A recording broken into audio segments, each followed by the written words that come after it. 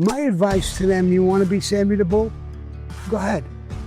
Go ahead, jerk off. Go do it, jerk off. But you got busted for party drugs. A mob guy like you, big type mafia guys, were you in my jail? Yes. You were? Yes. And you were given salt pills. We would take salt pills. I would sit in there and see a guy sitting there and just keel over from the heat, exhaustion. There was guys dropping dead. There was no air conditioning. Nobody was dropping dead. Nobody dropped dead.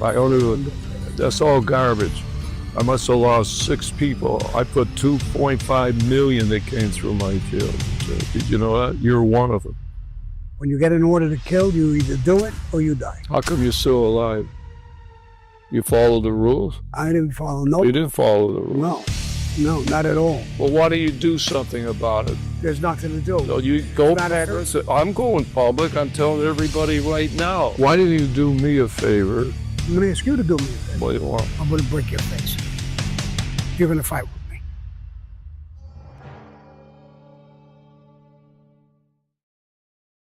Ready as spaghetti. Ready as spaghetti? I'm ready as spaghetti. You're live, baby. Hey guys, man, my TikTokers and everybody who's watching. We're doing a show today. Our show came out, The Ecstasy. It came out from Warner Brothers, and then we did a show with Sean Atwood, and that's going over, and I understand, I see the comments, a lot of good comments. I'm glad to hear a lot of you enjoyed it, liked it, and you have a better understanding of what happened back then. So it was really, really good. NBC did another special outside of this, talking about Joe Pio and stuff, and the pinch, and talking to even some of the detectives and stuff. Even one of the detectives said the case went wild when the government got involved. It was exaggerated, it was done crazy, and he actually congratulated me for taking weight in the case. So, you know, I'm glad it went good, and a lot of people enjoyed it. It was on a couple of different channels all over the place. So. Yes, it is trending on Max right now, Sammy. You are number 7. You are ahead of The Bourne Identity. You are ahead of Ben Affleck and The Accountant. You are trending, and let's get it to number 1. Wow, and I love both of those movies. I love both of those movies, the Bourne Identity and The Accountant. I love both of them, and I'm ahead of them. So I'm not going to talk to them today because of the fire, but I'm definitely going to get in touch with them and tell them, up your Prazuko, my show is ahead of you guys. Yes, there's a lot of press coming out too, which we'll share on Sammy's socials. Say that 5 times fast. A lot of press coming out, a lot of good reviews. Very interesting, obviously, to see what really happened. Yeah, it was interesting. It was long in the making, and I got these people, crybabies, who he's lying, he's this, he's that. It came out through everybody, prosecutors, the state, the government, everybody, NBC. Warner Brothers all investigated it. There's a place that we did it with, Tallis in England, and they did research on it like crazy. And Sean Atwood comes from England, and he's a pretty good guy, not a bad guy. So, and I just got a call. Could I say this? What? I just got a call from his family this morning. His father called me, thanked me for the interview and everything to clear things up, and invited me that when I'm off parole and I can go to England, they would love that I would come over to their house and eat dinner with them and stuff like that. And I told them it would be my pleasure. And their new grandbaby, baby Ziggy. Sean just had a baby not too long ago. Sean had a baby not too long ago, baby Ziggy. Why they make up all these names? It was in the funny papers, remember? Ziggy, Zaggy. I mean, the guys in his crew, what was the guys' names there? The guys in Wild Man, and there was another one. Schoolie.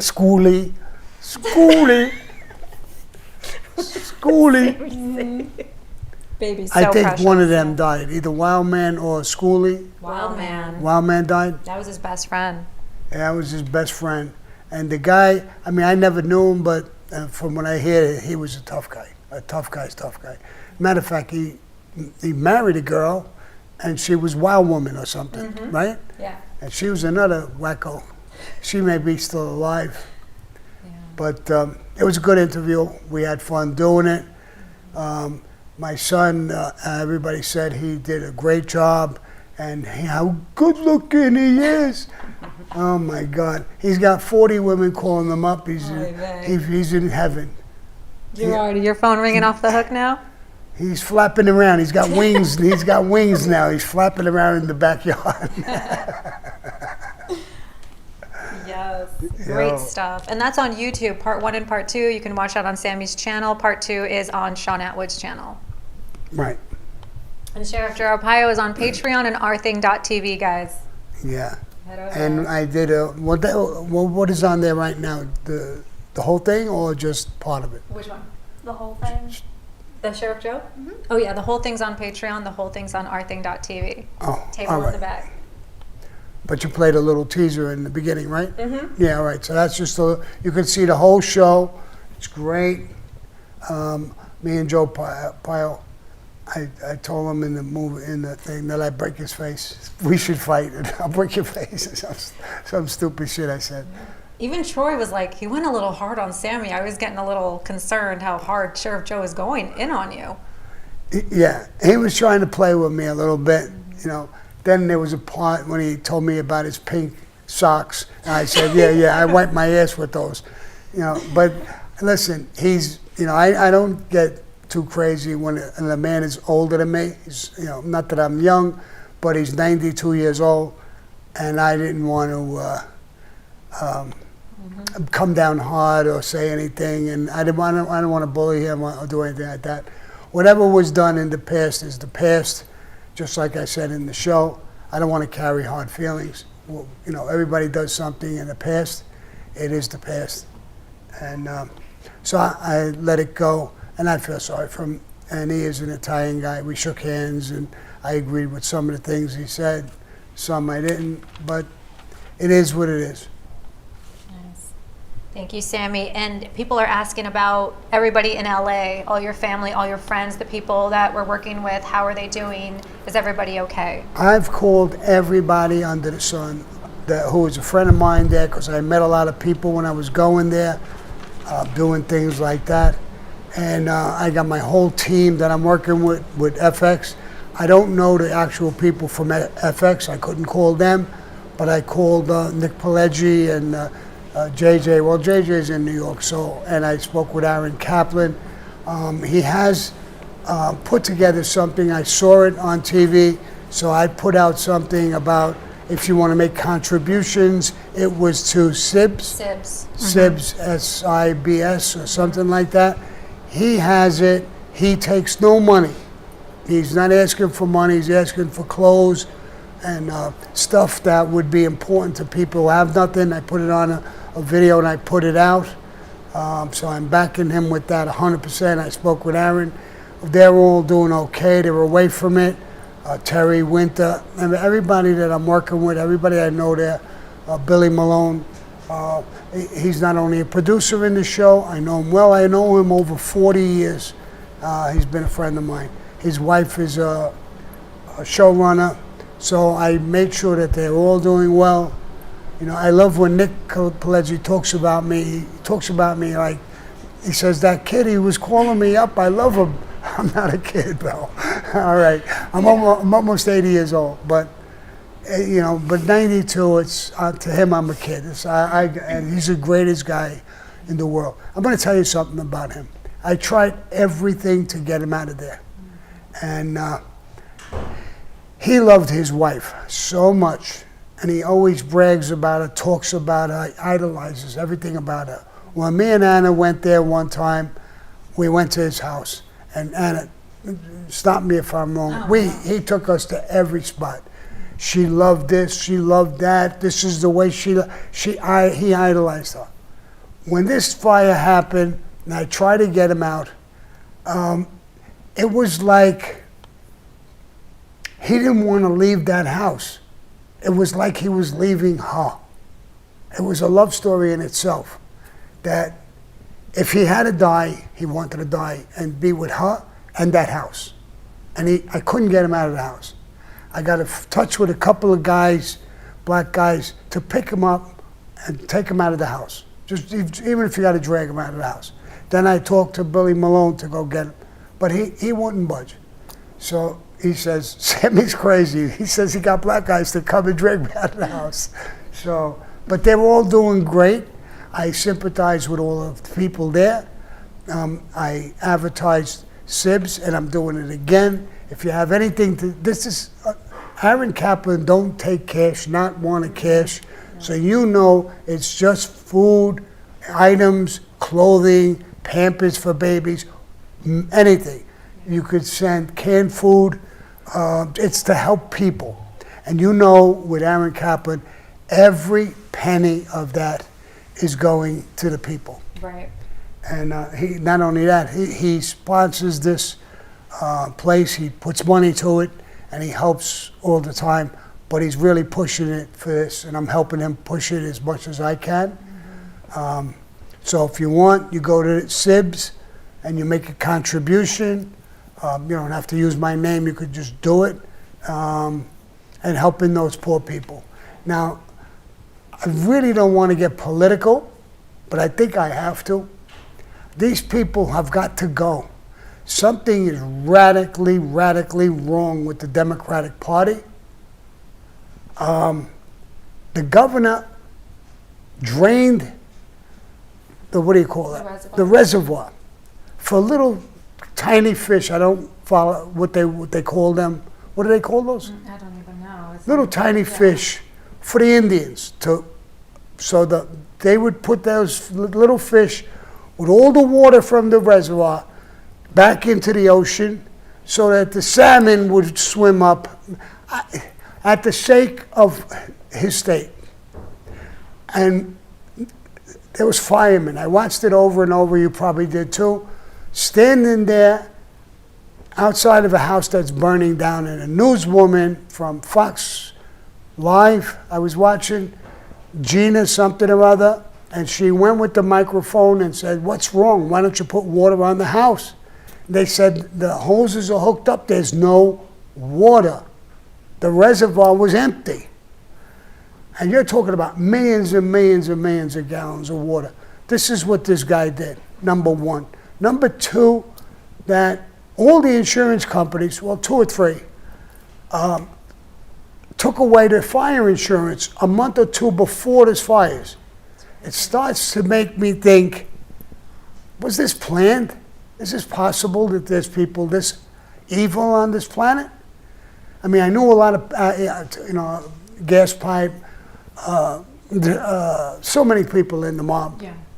And so many people, but this is a whole level of evil. They don't deserve in jail, but I can't say what I want to say, what they deserve.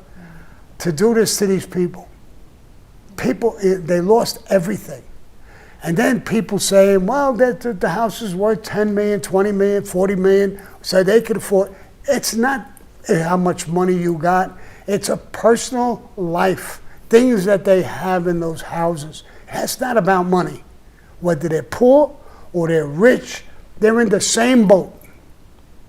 Don't try to segregate it and make it something that it's not. It has nothing to do with race. It's black neighborhoods, it's Mexican neighborhoods, it's white neighborhoods. It doesn't matter. It's just people in our country who went to slaughtered.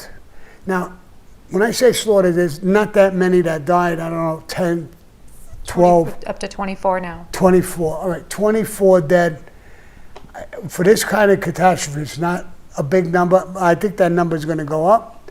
But the property and everything, that their whole life are in those houses. Animals that are dead all over the places, horses, dogs, cats.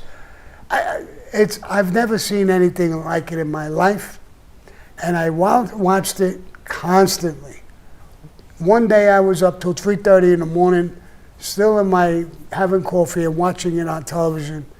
I mean, I just can't understand it. People have to pay for this. And anybody who's listening to me from California, bro, what does it take for you to get rid of them? It's either deliberate or it's so incompetent. Why would you vote these people in? This Newsom wants to run for president in 2028. I mean, these people are sick.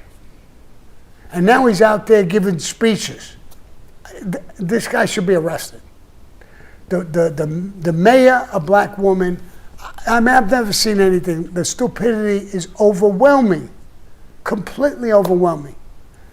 The head of the fire department, she's gay. Who gives a fuck if she's gay or straight, or what does that have to do with all these people losing everything?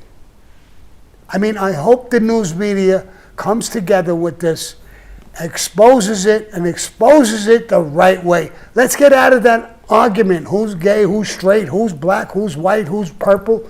Forget it. Get away from that. Let's tell what happened there. Let us know what's happening there. And President Biden puts in things, and he's going to give them $100 billion or something like that. They're dumping everything on Trump. Now, where does Trump get $100 billion? So he's going to look bad because he can't do it. So they're doing everything to make Trump look bad and give him the hardest time to pull out of this hole. Yeah. They're trying to bury him in every way they can. Now, I want to give, if Trump hears this, I want to give him a little bit of my advice. You're supposed to do a big rally on the 19th, one day before your inauguration.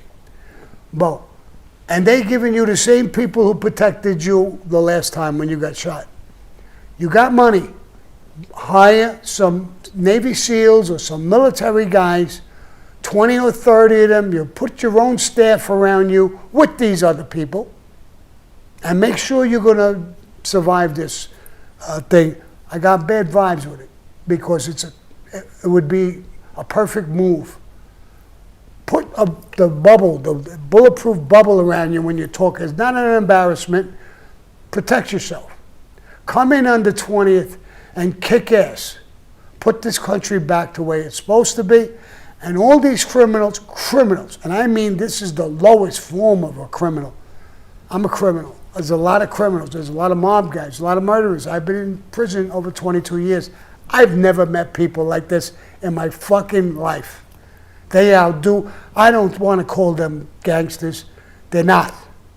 Gangsters would never do something like this. Even people I met in prison would never think about doing something like this. So they're a special breed of their own. Polished, they look good, they get up there, they talk good, they lie like a bastard about everything. I heard Newsom making excuses about the pond already. How could you make an excuse about draining the water out of the thing? Insurance companies. Did you get a notice that this was going to happen? That you dropped all of these policies? Somebody's got to look into that. And, you know, I'm not rooting for that kid who shot the guy in New York. Luigi, I'm not rooting for him. That's not what we want to do. But they should go to prison. If they had any kind of inkling that this was going to happen, they got to go to prison. And I'd love it because they could go to prison because they're bitches. And they're going to be somebody's bitch in prison for years. Good. Let them go there. Because these guys in prison will eat them up. Guys in prison are better than them. So I didn't want to get political. That's not too political, is it? No, not too political. Not too bad. Amina's got some chats from last week, so I'm going to hand it over to her. Hey everyone, glad you guys can join us on Monday. Don't forget to head to the merch shop and get everything. We're going to, let's see, the merch is going to go off of sale this week. We were supposed to take it off sale at the beginning of the month, but we were being generous. Right, Sammy? Yep. Okay, so let's jump into some shout outs from last week. Some just had comments. Gemma Smith said, sending love to you, Sammy, from the UK. Lord Matty Allman Vlogger said, no question, but want to show my love and support to the channel. Ernesto Carbone, hello, Sammy, and Happy New Year. Pizza Dave, Happy New Year, boss. Smokeless Choice, your choice is always cool and sharp, Sammy. Always a blast to watch. Keep pressing forward day by day. All the best. RPM Nitro, great sit down with you, gentlemen. Gianna Gambino, hey girl. She says, great show, fellas. And Mark and Da King, no comment, just a kick up to you. Questions. Constantine German, the Florida mob boss Santo Traficante Jr., what are your thoughts? And are you going to do another sit down with Anthony Ruggiano? Santo from Florida, I never knew his name to be Junior. Maybe that was his name, or maybe you're talking about his son. I know the original Santo is dead, so maybe he's got a son. And what do they want to talk to me, this guy? I'm willing to talk to him, but if they're talking about the original guy, I knew of him. He was before my time. I didn't know him personally. A major player in the Mafia period, but I didn't know him personally. And yes, I will do another interview with Anthony Ruggiano. I'm looking forward to it. It's my man, and he tells the truth, and he's a good guy. He really is a good guy. His father was a super heavyweight in their life, and some of his uncles, Tony Lee and people like that, was like it's not officially it's not his uncle, but he knows him all his life. He was super close with Fat Andy, so he looks at him as an uncle. And I got people who do the same thing. I have Ramona Rizzo. She's like my niece, and she's been in my family and close to my daughter since they were crawling around on the floor, so she's like a niece to me. And go ahead. More names? Yep. Chris, do you know anything about the Stardust Casino? My grandpa used to deal cards to some stand-up guys in '69 to about '72 before he moved.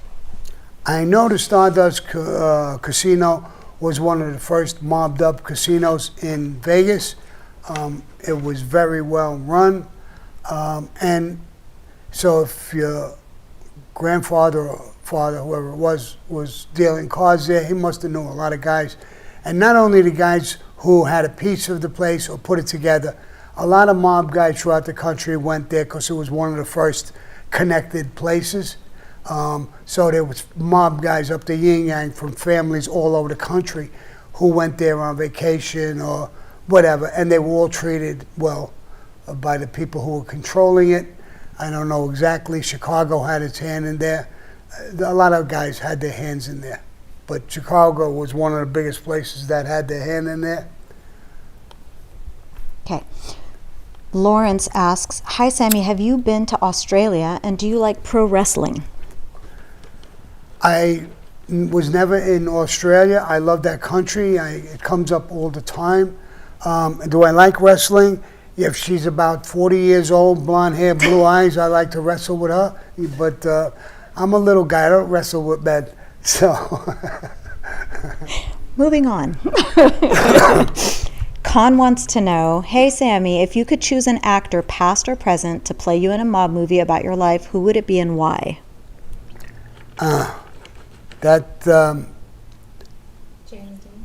Yeah, I would have, when I was young, I liked James Dean, was a great actor. And I would, if he was alive, I would like for him to play me. Okay. Let's see. Frank Logan wants to know, why did John want everyone to come to the Ravenite to meet so much?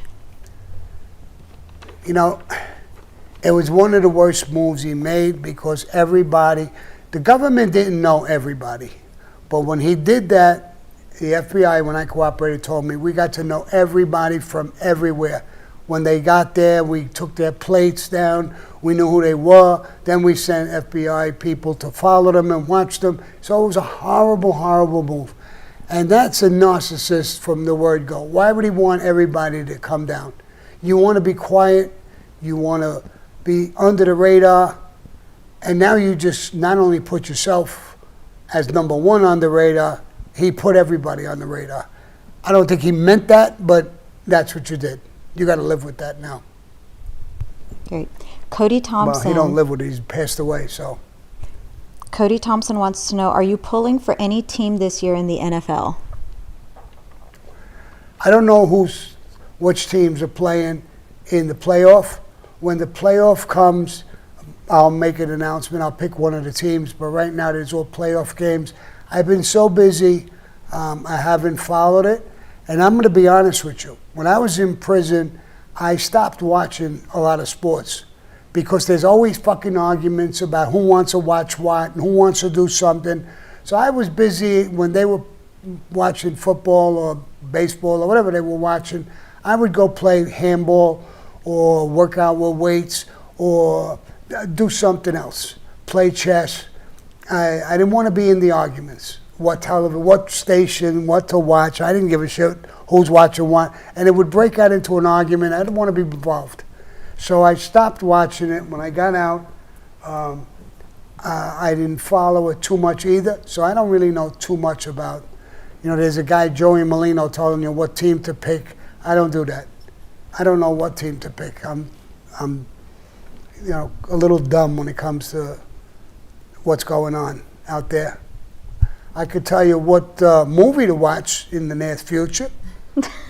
I could tell you that. Speaking of that, Joshua Albright was asking in the chat, he said, is there any info about Sammy making another show or movie?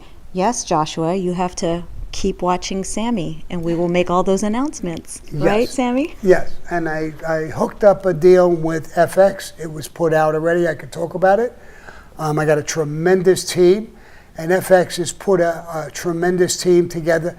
They took their best of Hulu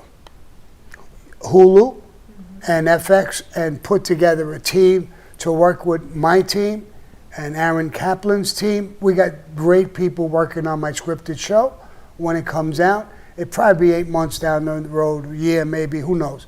But we're already starting production, and where all the legals are done, thank God.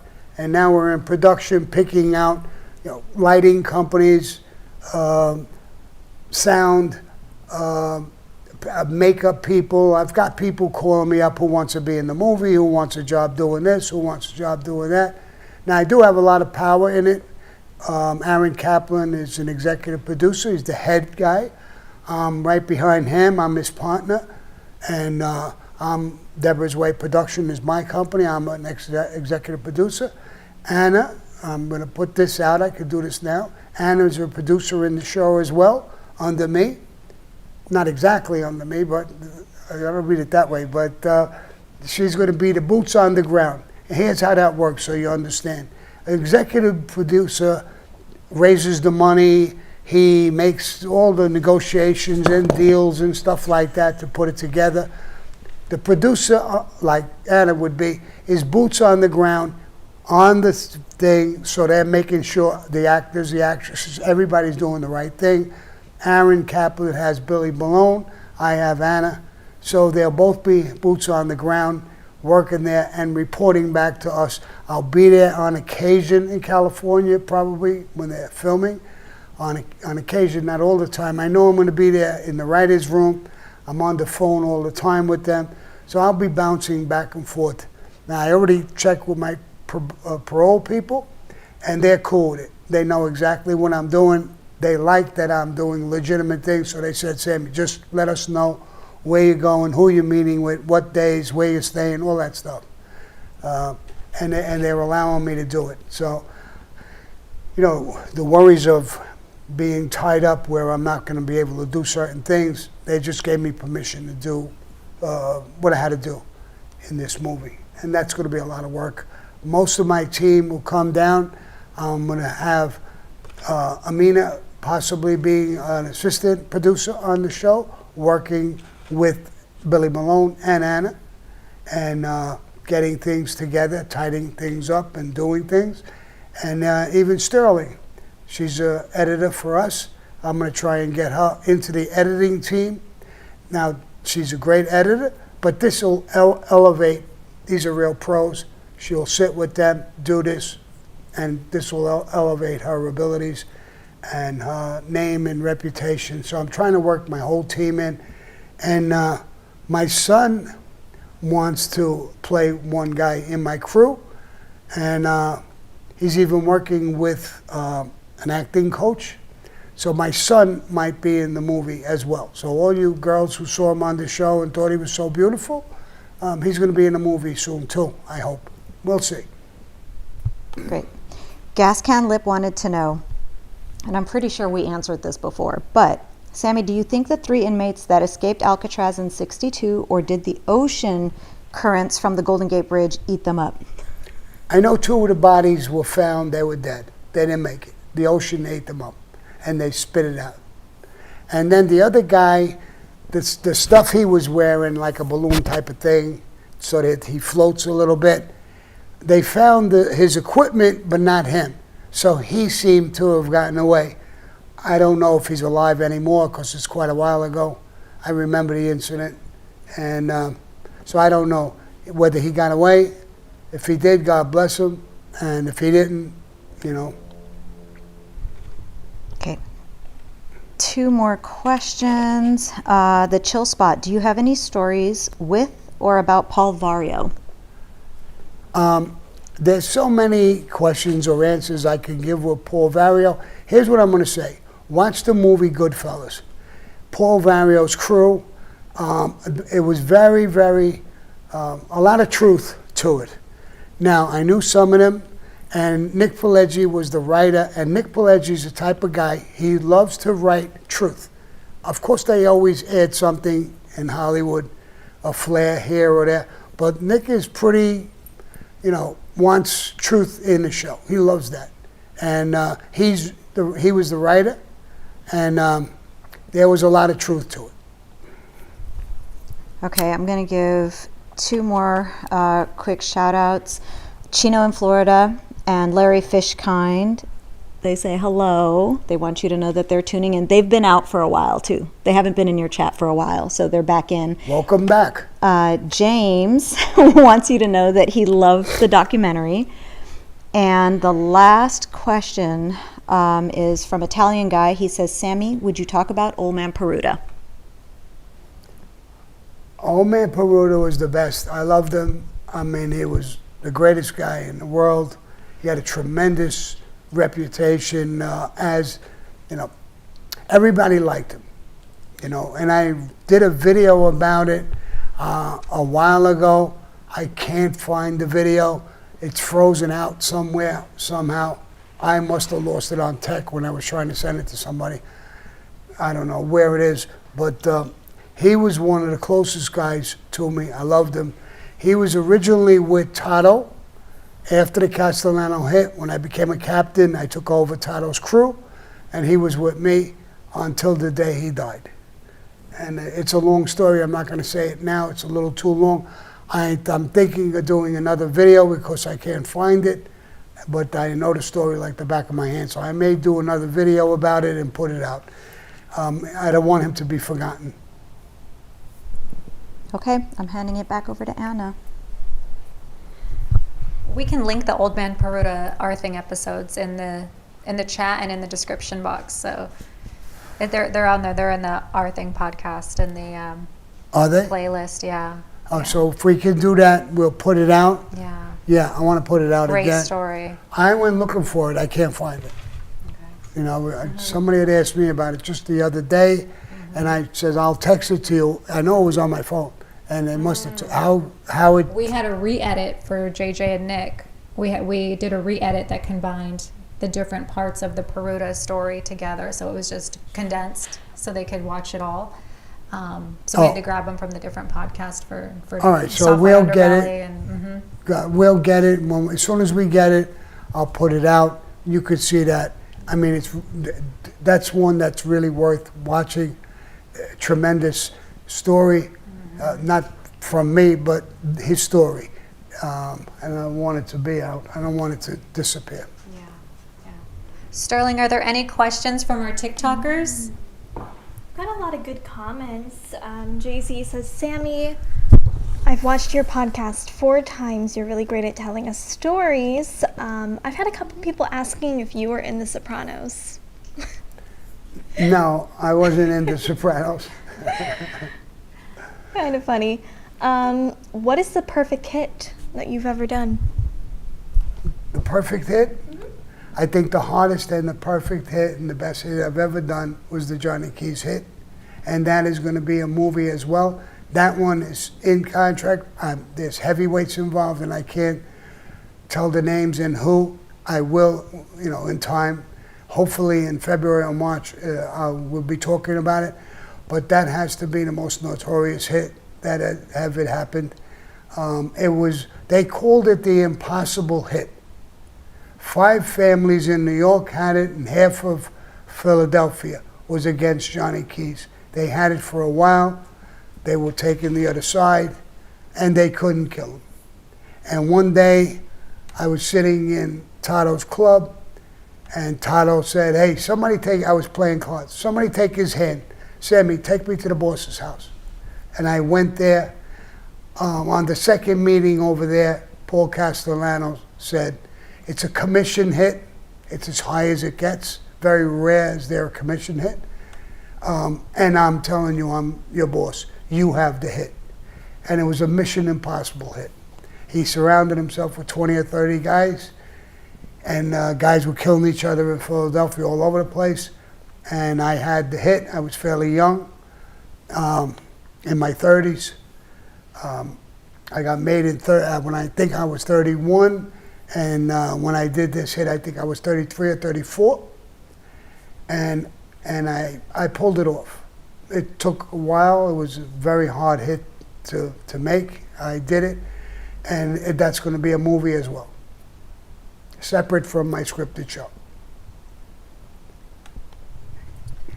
All right, I'm going to jump into these super chats. Cortez Crawford, the Irish mob, the Westies. Were you familiar with those guys? And is it true DeMeo took out their leader, Mickey Spillane? Did I say that name? Mickey Spillane, yes. Mickey Spillane was the originator, I think, of the Westies. When they went to take him out, the contract went to Roy DeMeo. Roy DeMeo did kill him. And then, what's his name there, took over. Mm-hmm.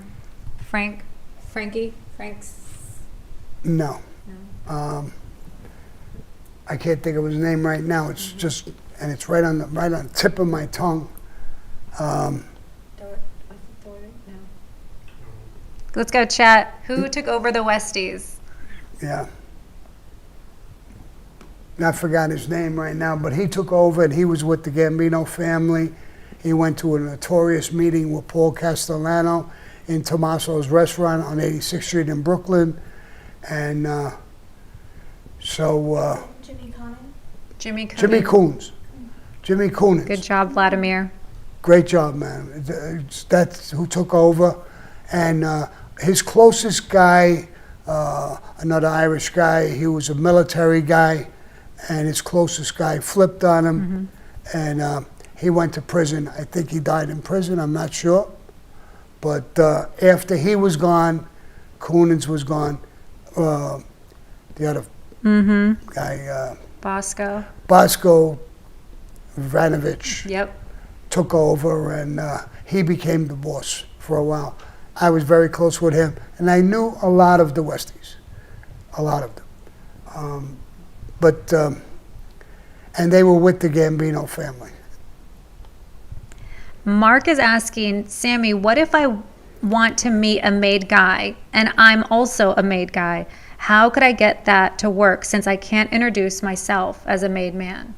You need a third guy, a guy who knows, who was introduced to you, and use are officially 2 made guys who introduced the right way, and he knows the other guy. He's the guy who introduces these 2 made guys together who never met. And now they're introduced formally, and they know and respect that. You could know. I knew a guy who was a made guy, and I never met him as a made guy. You can't introduce yourself. When I went to a funeral, I got a guy, there was a whole bunch of guys. I got one of the guys who knew me. I said, "Do you know Joe Blow?" "Yes." Introduced me to him. And at the funeral, we were introduced, and bang. That's the key. And the reason why they do that is that it's very hard to break that operation, because there's always a made guy involved in making this thing. So FBI or anybody, you can't break into that, because who's going to introduce an FBI guy? Whoever met him as a made guy. And if you ever make a mistake and you introduce two guys and one guy happened to be an agent or not a made guy, they'll kill you for making that introduction. So if I don't know the two of you, I didn't meet you personally, I would never introduce you, because my life is at stake. So I would tell the other guy, I would tell him, "Listen, I never met him myself, so I can't introduce you. I heard he is a made guy, but we'll have to get somebody else." So it's always done with somebody who is a made guy. Speaking of funerals, Redman over on ourthing.tv is asking, we know that after the hit on Paul, you guys decided not to go to the funeral. But by you guys not going to the funeral, didn't it make it pretty obvious that you were involved? I don't think we were worried about that. I mean, it was pretty obvious who did what. I mean, I think in mob circles and stuff like that. But going to his funeral with the family, like me, I knew the wife, I knew the daughters, I knew the sons, I knew everybody. I didn't feel comfortable going to the funeral. So, and I don't think they would have been comfortable with us there. We wanted to leave it, it's a family thing. They understood what was happening. They handled it very, very classy. They never complained. They never said anything to the government. They never did anything, till today, because they knew their father was in the life, and that's part of the life. All my life in the mob, I always told my daughter, my son, my ex-wife, if I'm killed, don't be mad at the person who came down to kill me. He got orders. Don't be mad at anybody. I lived by the gun. I broke rules. I died by the gun. Leave it alone. It's none of your business. Stay out of it. Don't make a statement. Don't say anything. Luckily, I'm still alive, but I think my daughter and my son handled things very classy, even when I cooperated. So they stood their ground, they took my back, they stayed with me, and it was a tough route. They moved out of New York, they changed their lives, they did everything. So some families keep their mouth shut and do a classy thing. That's what you should do. You're not part of the life. You shouldn't be making statements. And some guys, that didn't happen. Kenneth Sponberg from ourthing.tv. Sammy, I heard that Northern Italians aren't allowed to become made men. I heard this was a rule that was once bent for Greg Scarpa. Is this true? No, it's not true. You could be from anywhere. What it started, this is where you're hearing this. Where it started in Sicily. They were clans, and then they became mafiosos. It became the mafia. And then it spread to every part of Italy. In the beginning, you had to be Italian on your father's end and your mother's end. Years later, when people came over and they were first born here in the United States, like me and many, many other guys, we married into different Mexicans, Jewish, women, everything. Chinese, black, everybody. There was people who married into it. So they changed the rule to say, okay, you could be half Italian, but it have to be your father's half. Because you're your father, you carry his name, and at least your father has to be Italian. Doesn't matter what your mother is. I really never agreed with that rule, because it's, of course, I'm taking my father's name, and he's my father, but you can't rule out what my mother was to me. My mother was part of my life. when I was in trouble in school, when I was sick, when I was born. All of these things is my mother. She has a great influence in me. So I didn't believe it that you are what your father is. I do believe that because you carry his name. But I don't believe you're 100% like your father. You got 50, 60% your father, and 40, 50%, whatever it may be, your mother. You can't discount what a son's love for the mother, respect, and understanding, as long as you had a good mother. But that was the rule. That's how the rules went. Originally, you had to be only Sicilian. Then it went to all of Italy. Then it went to, you had to be at least one part of you, your father. That never changed, I think, till today. Interesting. Nice. Thank you, Sammy. Steve Jackson in the super chat. Is it true the Bonanno family was expelled from the commission in 1980s? And were there any restrictions in the Gambinos on working or interacting with them? No, all the families in New York, first of all, there was originally 21 people on the commission. And it changed down to, originally, it was big. Then it became the 5 families in New York were the most important. And then there was in Philadelphia and upstate New York and Buffalo. So but it dwindled down to 5 families in New York on the commission. The Bonanno rule came out with the commission. In other words, all the bosses, the 5 families, agreed no more drugs. The Bonanno family agreed, but they were breaking the rule left and right. They wouldn't stop. And bosses were getting envelopes, even though they didn't have their hands dirty, but they were getting an envelope. So they had talked with them in the commission meeting. They were very reluctant in stopping. It's stopping a lot of money. It's difficult, I guess. And then they lost their commission seat. I believe it was in the 80s somewhere. And there was still 5 families, but 4 families voted. They were not voting anymore. But it's not like you couldn't deal with them. You could. They're still a family, still recognized as a Mafia family. And the only thing is they lost their seat. And a seat in the commission is very important because you're making up rules, you're going to vote on it. Once you're out, you're not voting, you're not doing anything, and you're not even known. Matter of fact, the commission case where they got together, and not the commission case, the concrete club, and all the families that were active were part of the concrete club, and they were going to cut up money doing concrete and all these things, jobs. They weren't in it because they weren't in the commission. They didn't have a seat. So you lost position. And it's important to have position and a voice in the Mafia of what's going on. So when they lost that, but they lost it because they never stopped dealing drugs. Now, other families did it, but did it on a sneak. John Gotti and his crew, they all got busted for drugs. So I could say that's a drug crew. They never stopped. But it wasn't okayed by Paul Castellano. He wouldn't take an envelope from them. So, Neil either. So, they got away with it, and that started a whole beef. That's how that whole thing started with the whole thing with Castellano. So, as a boss, the Bonanno family lost their seat over that with drugs. Thank you, Sammy.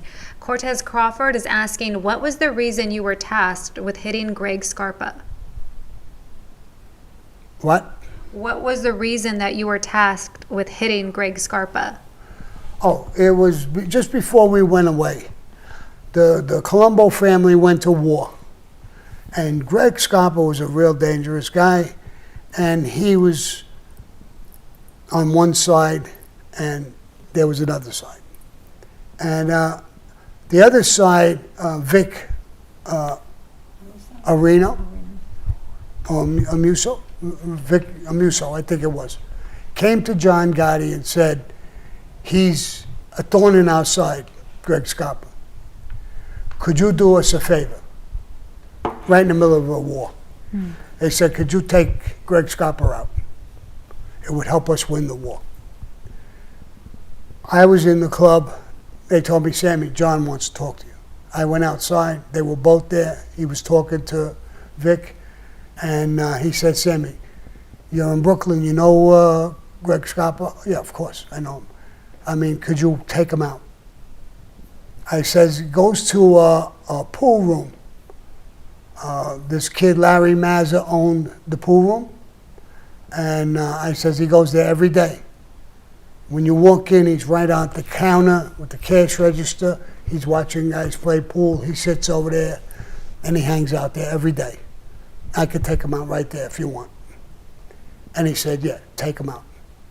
And he gave me the hit. I started to put it together. There was a guy, Huck, with me. I said, Huck, you're going to go into the place and you're going to play pool with another guy. Maybe Johnny Holmes or somebody. Both of you will be armed. Greg is sitting at the desk. I'll know he's there. Let Johnny Holmes come to the door, give a nod, and go back to you and play pool. Watch his guys. I'm going to come in with 2 other guys with ski mitts. I'll have a shotgun. I'm going to hit him right away at the desk. And if his guys move or do anything, start shooting them. It was set to go. And all of a sudden, John called me in and said, Sammy, the hit's off. I said, I got him. Why? He said, his guys, when he went back to his guys, he says, we're going to look really bad that we went to the Gambinos for help to do our own work. We got to do it. We can't. It'll be an embarrassment. It's the worst thing that could happen to us. So he called me off the hit. Later on, years later, I found out from Larry Mazza that somebody around us, I don't know how, it was leaked to them. They knew that we had the hit. They knew I was making the hit. And they were all armed to the teeth waiting for me to come in. But it didn't happen, so. And Larry Mazza is still alive.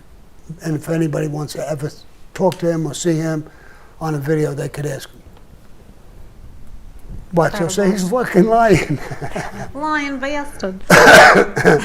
Marinica is saying, hi, Sammy. I love what you're doing, and I learned a lot from you. Thank you. Thank you. And a Thank nice you. super chat for you. Oh, thank you so much. Let's. You know, and I'm glad that people are learning it. I'm eventually, I've been trying to do it. I'm doing so many things, but I'm going to do the history of the Mafia. I want the country, everybody, to really understand the Mafia, how it started, how it came here, what families and how many people were in the commission, all of the stories with all the big names. Now, a lot of it I know. You know, I was with the guy, the old man, Tato Arello, and I'm 79. He has to, if he was alive now, he would be 105 or 100 and something. And he used to sit and chat with me and talk to me, and I was glued to him. Yeah, being young, and he would talk about his friends growing up. And I would listen. I would say, oh, who's his friends? Vito Genovese, Lucky Luciano, Al Capone, on and on. Talk nonchalant like about his friend. To me, it was like he was talking about history. I was a kid. My friends would tell me, Sammy, we got some girls. We're going out tonight. I said, no, not me. Why? I said, bro, I'm hearing things that are just incredible. This guy's blowing my mind away. So I did learn a lot from him. Plus, I'm up in age, and I'm doing a lot of research, and I know a lot of other things. So I am eventually going to do the history of the Mafia like it's never been told before. Kick ass. That's how we feel. That's how we feel. Like, I'll be watching Goodfellas or Godfather or something. I'm like, that's the story Sammy just told me. And it's like how they use it in other art forms. And Right. It's incredible. It's incredible. We just got a text from Talus that you made the front page of the Max. When you open up Max, you are the headliner in the streaming app. You made front Wow. page. See, sometimes I sent them a horse's head, like in the Godfather. Yeah. So it works. You're like, look, Mom, I'm a gangster. You know, we're ahead of those two shows. We said The Accountant and Born what is it? I Born think we Supremacy? talked about that. already. Yeah. I love those two shows, and we're ahead of them. So You two Utes. Utes. Yeah, all right. So Oh, life's a bowl of cherries, Sammy. It yeah. really is. Larry Fishkind sends an envelope for you. No comment, no question. Thank you.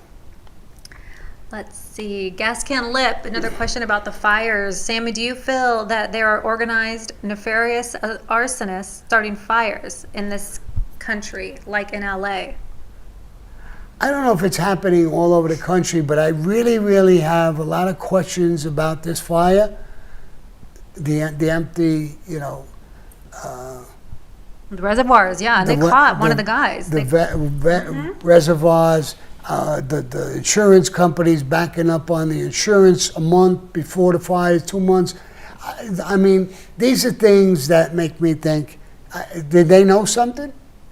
And if they knew something, I mean, something sounds very, very fishy about these fires. Absolutely. There's a lot of similarities to Maui. A lot of similarities to Maui, and I think Maui was definitely created. This didn't just happen. Even seeing the sparks flying, I mean, I understand it's windy and stuff like that, but they didn't look like, they almost look like little balls of fire, not flakes. Mm-hmm. I might have seen fires, it's a flake, but these looked, and they were hard. You could hear them banging against cars. So I don't understand what kind of flakes those things are. So there's a lot of things I don't understand. It's hard to imagine. I don't want to make an accusation, but it's hard to imagine that this is done intentionally. But if it is, I mean, the whole media, everybody's got to look into this. President Trump, when he gets in, I'm sure he's going to look at this. I saw another video. He sat down with this Newsom on a fire when he was the president, Trump. He gave them over $1 billion something and told them, clean up the forests, do this, do that. He told them what to do and gave them money to do it on the last fire. What did they do with that money? Because they didn't clean up the forests. They didn't do anything. It's almost like they were just waiting for this to happen. That maybe they wanted it to happen. I don't know. I can't imagine that to be, I don't want to be a conspiracy theorist, but I can't imagine this being a total accident. I can't understand. The first day, couple of days, it was too windy for the planes to go and drop the stuff. It doesn't really work. It would blow all over the place. What do you give a fuck? It's fires all over the place. Let it blow all over the place. It's going to do some good. They didn't put that in either. So there's just so many things they didn't do. No water in the pumps. I mean, I can't even imagine how these firemen felt. All plugged in, standing there with a hose. I turn it on. It's on. There's no water. Yeah. And then I got to take my hat off to Mexico. I saw a thing in a video that Mexico sent in 200 Mexican firefighters. They came through the border. The Mexicans are tough people. They just went right in, right on the ground, right, boots on the ground, ran in and helped us out. Arizona, I'm proud of Arizona. They've sent a lot of things there, a lot of people there. Mm-hmm. And I want to make one more statement. I'm getting envelopes and I appreciate it from my heart and soul. I appreciate it. I know your intent. I would rather you today or next Monday send stuff to them. Sims, yeah. Not an envelope, but blankets, anything you could possibly think of. And Aaron Kaplan has SIPs. Sibs. We can drop the link in the chat and the description. I'm going to drop the link in the chat. He doesn't. If you see him talk, he doesn't want money. Mm-mm. Just stuff like that to send to them to help. So he's not asking for money, because a lot of times when you send money, And then you got to be careful where you're sending it, because there's all kinds of scams going on there. There's people looting there. How could you fucking go loot? I saw a guy robbing a bike. People have got nothing, and you go there to loot, to rob a bike from these people too? How low could you be? You can't get any lower than this. To people doing that. Right. Take And advantage of the vulnerable population, the price gouging. I mean, there's laws against all of these this. things. And then people, you got to watch on, your stations, and the people making false claims. Send me this, I can do this. Don't buy into it. There's, and if you can't find who you're going to send it to, the Red Cross is a legitimate organization all the time. Make sure it's a legitimate organization. Right. But Sipes would, I bank my life on that. Yeah. That's going directly to the people. Right. He will not touch a penny of it. He's telling you, no cash, don't give me cash. Right. Give me supplies and we'll send it there. Yeah. So you can do it through him. You're going to get, you're helping the people, for sure. Nothing's disappearing. We had a TikToker that said there's an article in the Scottsdale paper. Can you drop that link, TikTokers? Whatever the Sammy's article was in the paper. I'm going to go get the papers. Go get the papers. Yeah. we're gonna Tell get- him, Sammy, tell him. Go get the papers. Get the papers. Go get the papers. I love it. You're getting so much love in the chat. Nicole Brittle, love you, Sammy. Lots of hearts going on. Just agreeing with everything that you're saying, basically. Well, I mean, it's time, things like this, you stop the bullshit, stop the being prejudiced, racist, anything, all these bullshit things. I mean, this is important. There's people, good people in the street. Imagine what it is that, talking about my friend Billy Malone, I was on the phone, I wanted him to go pick up Nick Pileggi, get him out of there and stuff. While I was talking to him, he says, all right, Sammy, I'm just packing my car, and I'll go, I have 2 cars, I give my wife the car and everything, and I'll go with my other car. All right, why don't you just go, then your car? He says, Sammy, the fire is 6 blocks away from my house. And here's a guy who's willing to go 6 blocks away from his house. Yeah. And willing to stop what he's doing and go up there to grab Nick Pileggi. He's a G. Yeah, he's G, a real dude. gangster, real good guy, real stand-up guy. And then the problem was that you couldn't go in. You couldn't come out because they were evacuating people, but they weren't allowing them in. So I was trying to get people to get in there to pull him out, but they couldn't get in. They're only going out. So that's the only thing that stopped him. But hats off to Billy Malone. Yeah. You have Australia watching, you have Ireland watching, you have Staten Island watching. Where else is everybody from? We have a question here. Wait, you all kinds of islands. Where's all these fucking islands? Is it near the fucking islands? The Falkland Islands. The fucking islands? Romania. Nova Scotia, Romania. Antarctica. What? What? Wow. That's beautiful. That's beautiful. And you want to know something? We're a country in ourselves right now on this live, all you guys. Where this is what's supposed to happen in the world, in the state, in California. This is what's supposed to happen. We're black, we're white, we're Hispanic, we're Mexican, we're Puerto Rican, we're people from all of these countries you hear. This is where you're supposed to be. We laugh, we talk, we joke, and this is the way it's supposed. I wish it was like this in the world, like this podcast is right now. This live at 5, live at 1. Live at 1, baby. Yeah. Well, entertainment is a form of escapism. It's what we retreat to and go to when, the world is just crazy. And we do it with each other. You know what I mean? Now, my TikTokers, every once in a while, you're going to see like a blackout or something, because every time I light my cigar, I get a slap on the wrist that they take money, they do a few things to me. We haven't gotten any today. Ooh. Yeah, because you're hiding it. Every time you see me come up with the lighter, you're hiding it. You gotta be quicker than that. She's hiding it a little bit. You see that beautiful little head? That's Sterling trying to protect me, not to get a slap. You know, this is too important. I don't care if I get a slap or not. This is the way it's supposed to be. I wish this was like this throughout the country.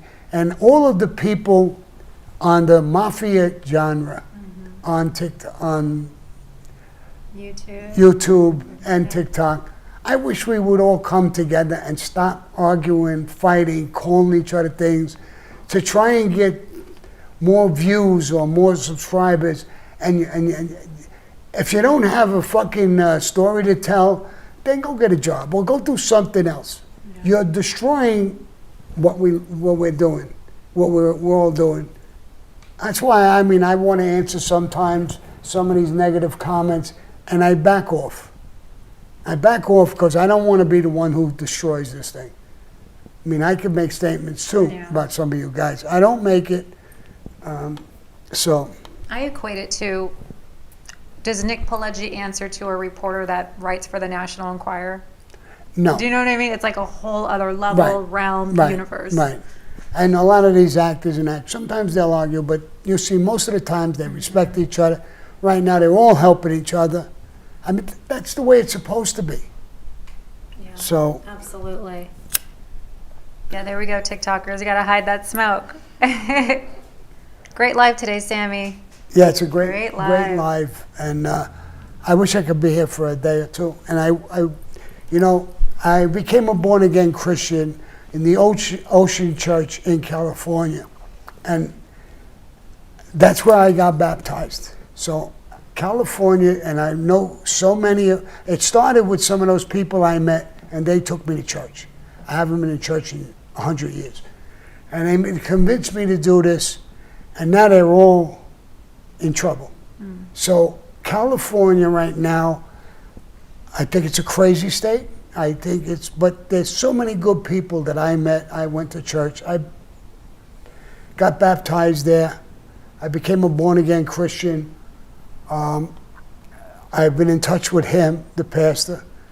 And now I can also say that as a born-again Christian, I'm talking to all of you born-again Christian brothers and sisters.